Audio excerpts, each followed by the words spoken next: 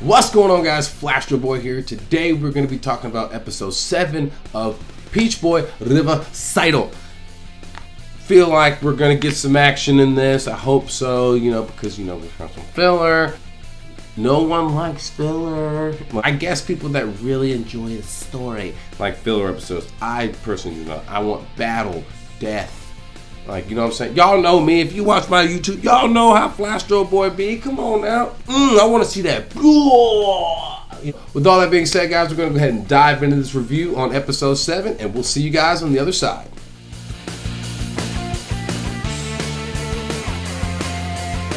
Okay, I don't know why they keep jumping timelines, and they keep changing the timeline. So now we're back at Hawthorne.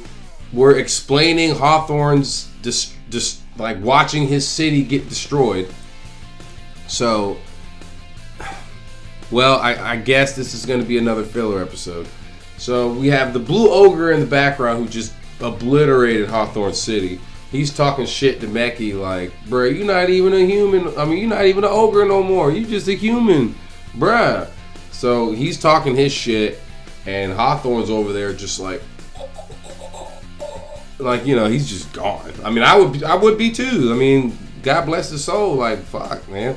Then, Sally's like tired of it, so she walks up to Meki in front of the Blue Ogre mascot, so Meki, and he's like, I will fuck you up, little human. And little does he know that Sally would clap him. So he's about to like charge and like pretty much clap Sally, or try to. And he gets stopped by Sumeragi, Mr. Blondie from back in the day. And he says that leave her alone, because, she's an exception to the rules. And he's like, all right, fine then. So just find it interesting that Sumeragi was like, hey, don't kill her, just save her. It's like, what are you saving? Then it becomes morning, they're going to a new town to go find an inn so they can rest. And of course, here comes the demi-human racism, of course. So they're in the city. Hawthorne has to use his clout and his reputation to get access to the inn because they have Frau with him, and she's a demi-human. Demi-humans are frowned upon.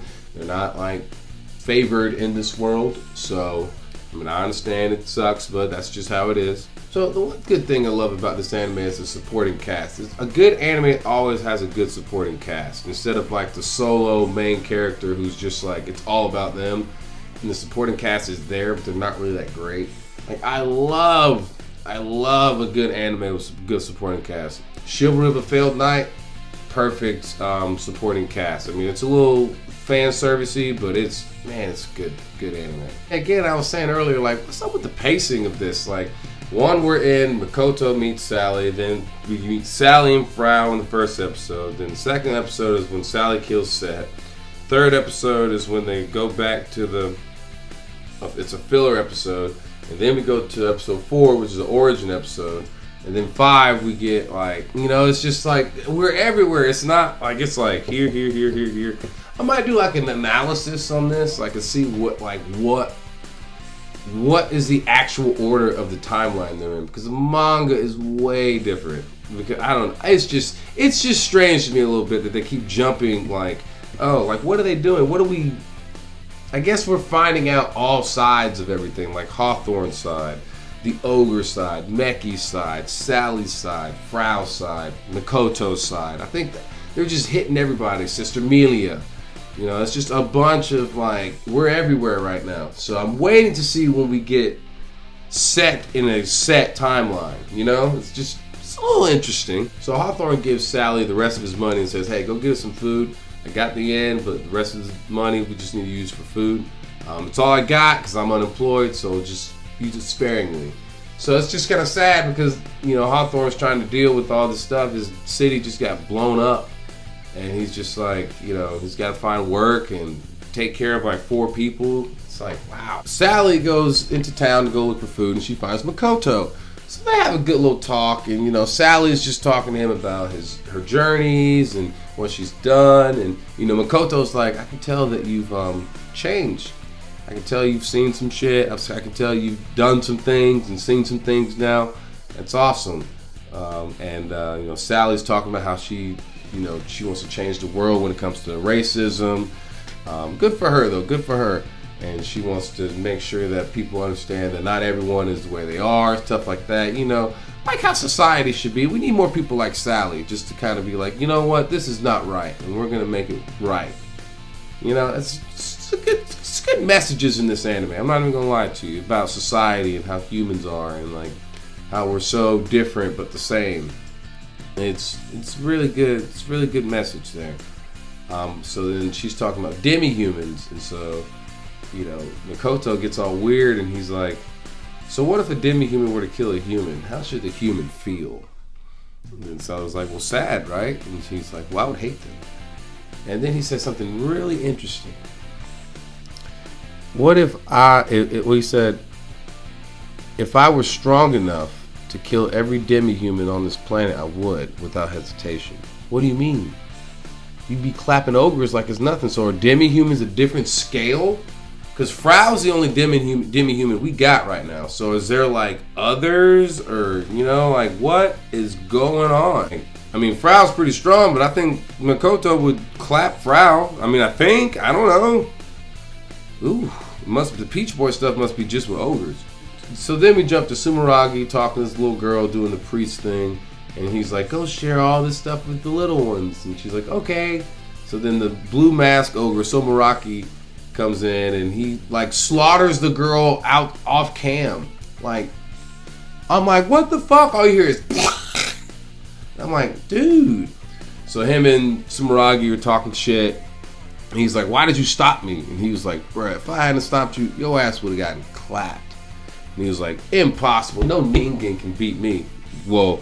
And then he says that Sally could reach the power of a Kishin, which I find interesting. So what is a Kishin? Is Makoto a Kishin, or is there? I mean, what other powers are out there that make Sumeragi fearful? Because it seems like Sumeragi is like the number one right now.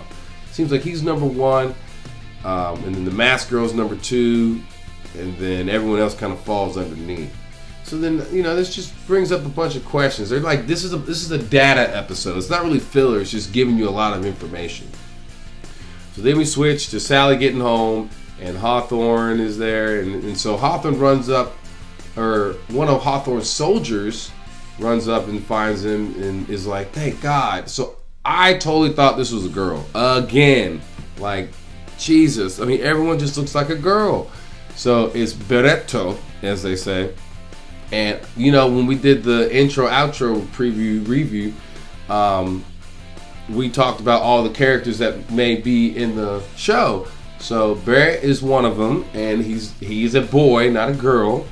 And for some reason, the witch broke in right before the Blue Ogre destroyed the city and, like, teleported him outside the city for some strange reason. So now Sally wants to go meet the witch, so that she can talk to her about some magic or some sort. She has questions, I guess. I don't know. It's just a little funny to me. They just brought up a lot of questions for this episode. Like, what? Like, God, I have so many questions. So she's the witch in the Western Forest. So I assume that, you know, within the next couple episodes, we'll be journeying over there. If not, because this is a past episode, so they're probably already in the works of going towards that episode, probably the next episode or the one after. So then it comes up that Meki might be a double agent and is trying to get her ogre powers back, and she's just hanging out with Sally and everyone just to kind of spy on them for Sumeragi. So that kind of put a bad taste in my mouth, but I think Meki's going to make the right decision at the end of the day. So she can still use her powers a little bit, but not like to the point where it's powerful, because she's still a little girl, you know. When she shrinks, she used her eye cannon, she shrinks, so like she's still shrunk. She's like a grown woman, you know. Like we've seen Meki as a grown woman, but so that just, you know, they ended the episode like that. So I was like, oh man. So now we got to think about Meki being a bad guy. So and that concludes the review of episode 7. Like I said, filler information episode. Ugh, God. We gotta get some action, guys. Frau was our only action last time, and that was only one punch. Everyone dies here in like one slash. Like pow, pow, pow, pow, pow. There's no like ting. Well, not yet anyways. So appreciate you guys watching the video all the way into the end. Thank you guys for all the likes, the comments, and the subs lately. I appreciate it. We're back in rhythm again, as you can see, because we're posting like we used to. We're going to get the t-shirts going back again. I have an order. They put a hold on my order because my order was too big, and then they had to make me confirm it. So now I have to like redo it. Anyways, that's a long story short. But appreciate you guys stopping by, and we will see you guys on the flip side.